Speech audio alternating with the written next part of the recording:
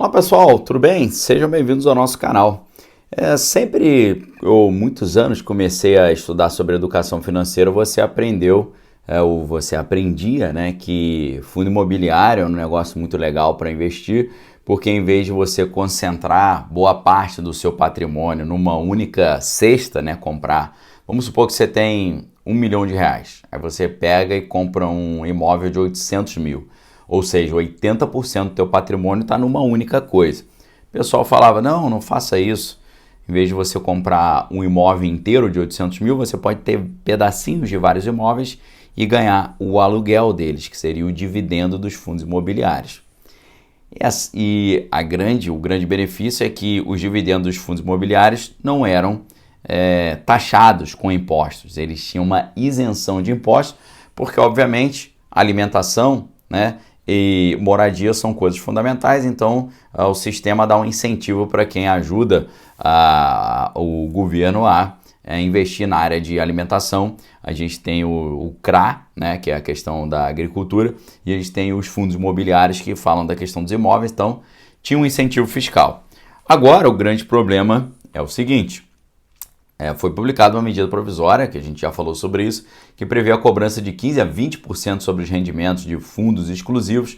Foi publicado nessa última terça-feira, dia 29, só que eles incluíram no pacote uma nova regra para a isenção de rendimentos também dos fundos imobiliários e dos FIAGROS, né, que são os fundos ali relacionados à agricultura. Hoje, o dividendo recebido por um fundo imobiliário ou por um FIAGRO, ele é isento de imposto de renda, desde que a carteira siga ali pelo menos algumas regras, pelo menos 3 regras. As cotas devem ser negociadas na bolsa, nenhum investidor pode ter mais de 10% das cotas e o fundo deve ter mais de 50 cotistas. Agora, com o texto da medida provisória 1184/2023, alterou exatamente essa terceira regra, a quantidade de cotistas, né, que está prevista na Lei 11.033 de 2004, e agora de 50 cotistas passa para 500.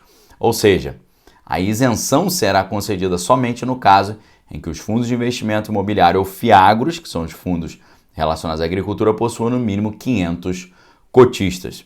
A alteração não afetaria, em princípio, os principais fundos imobiliários da Bolsa, que fazem parte, por exemplo, do IFIX, né, que é o índice dos fundos imobiliários mais negociados da Bolsa, que todos eles contam com mais de 500 cotistas, né?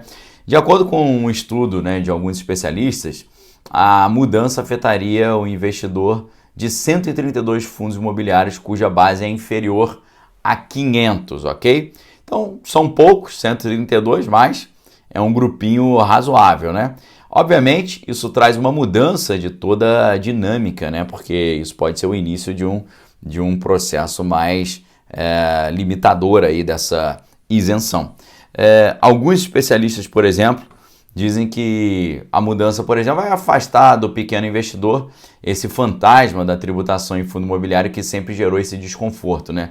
Porque essa medida provisória seria direcionada justamente sobre as estruturas da chamada casca tributária, né, que são os fundos com menos de 500 cotistas, e os separa dos fundos detidos e negociados pelo investidor de varejo, né, que verdadeiramente representa a essência da isenção. Com isso, a medida provisória afasta de maneira definitiva esse fantasma da tributação de fundos imobiliários que pairava na cabeça dos investidores pessoa física, né?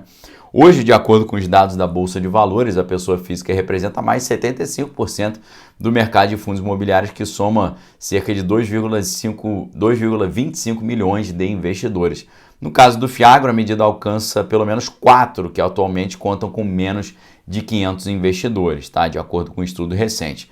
Por isso, a expectativa da equipe econômica da atual gestão é arrecadar 24 bilhões com essa medida provisória 1184/2023 entre os anos de 23 e 26, ou seja, período de 3 anos. Aí você divide aí 24 por 3 aí.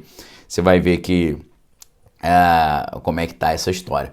O instrumento é apontado aí como uma espécie de compensação da renúncia de receitas que são provenientes da atualização da faixa do imposto de renda, né, que passou de 1.903 para 2.112. Então, assim, obviamente, sempre que eles tiram de um lado, eles colocam no outro, né? Quando eles isentam de um lado, eles taxam o outro. Então, isso aqui, por um lado, parece que atrapalhou muito o mercado de fundos imobiliários, mas o que na verdade fez foi fazer uma compensação para essa nova faixa de isenção do imposto de renda e agradar mais uma vez a base de apoio da atual gestão, que está sempre com essa gana incontrolável e insaciável para taxar os mais ricos, né? Porque eles acham que toda a riqueza que é acumulada pelos mais ricos, ela foi acumulada em detrimento ou em pretérito ou em prejuízo do trabalhador. Eles não conseguem enxergar que o cara que tem um grande patrimônio numa empresa e tem muitas indústrias, ele está, no final das contas, dando oportunidade de trabalho e renda para muitas famílias, né? A mesma coisa é o discurso que envolve a fala sobre desigualdade. Eu não sei se você já pensou sobre isso, mas vejam só, quando a gente fala de desigualdade como um grande problema, isso é um negócio meio estranho.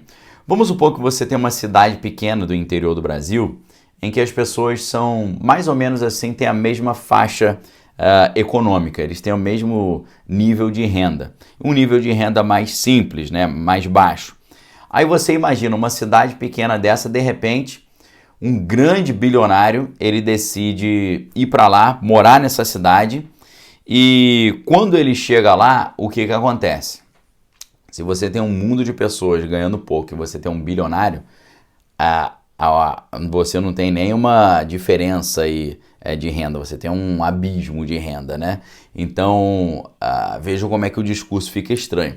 O único cara bilionário indo morar numa cidade pequena onde todo mundo tem uma renda pequena, ele pode trazer uma desigualdade enorme. Só que a desigualdade é um problema? Depende.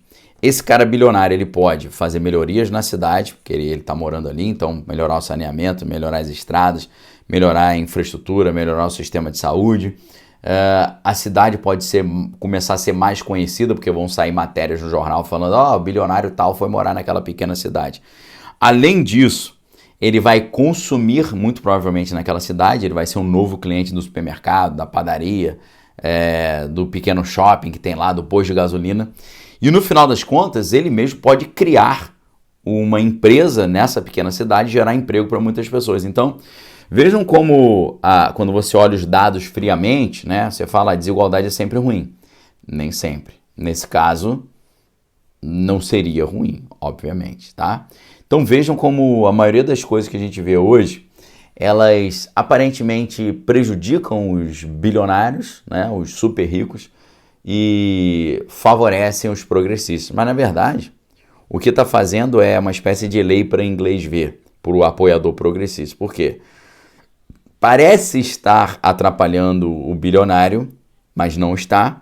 Muitas vezes está até beneficiando com esse negócio da taxação do fundo exclusivo, que agora está beneficiando os bancos, né? Porque os fundos dos bancos não serão taxados, pelo menos não por enquanto. E ao mesmo tempo está agradando essa base. Então, agrada o super rico, agrada o progressista. Uma estratégia genial, né? Então, a gente precisa reconhecer a genialidade disso. O que você achou dessa estratégia? Deixe seu comentário aí embaixo. Deixo para vocês um forte abraço, fiquem com Deus, examine todas as coisas, retém que é bom. E lembro a vocês da grande promoção que está acontecendo na minha livraria. Lá você tem o meu novo livro, 90 Segundos para o Apocalipse, o Grande Reset e a Ordem Internacional Nova. Temos o A Beira do Abismo, Geopolítica Global e Fim do Mundo. Os dois manuais do cristão e do conservador. E o pequenininho, que é o mínimo sobre manifesto comunista, vale muito a pena. Forte abraço a todos vocês, fiquem com Deus. Examine todas as coisas, retém que é bom. Voltamos em breve com mais conteúdo exclusivo. Você sabe aqui que é muito importante sempre você se inscrever no canal. Se já é inscrito, verifique se a sua inscrição está ativa. E também, se você gosta do conteúdo, não esqueça de dar o like, clicar no sininho para receber todas as novidades, ok? Forte abraço para todos vocês, fiquem com Deus. Examine todas as coisas, retém que é bom. Um abraço, valeu.